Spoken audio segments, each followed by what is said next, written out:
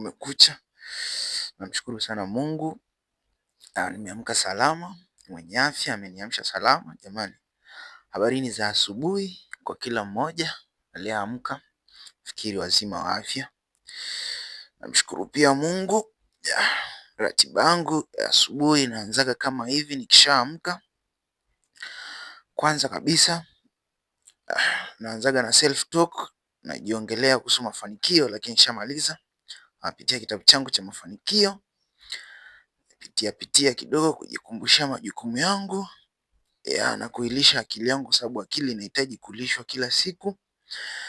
Pia najali kuhusu afya yangu, napitia kitabu changu cha Ijue Afya Yako, pitia na kidogo najikumbushia vile vitu vya msingi ambavyo nitakiwa nivitimize kwenye maisha yangu.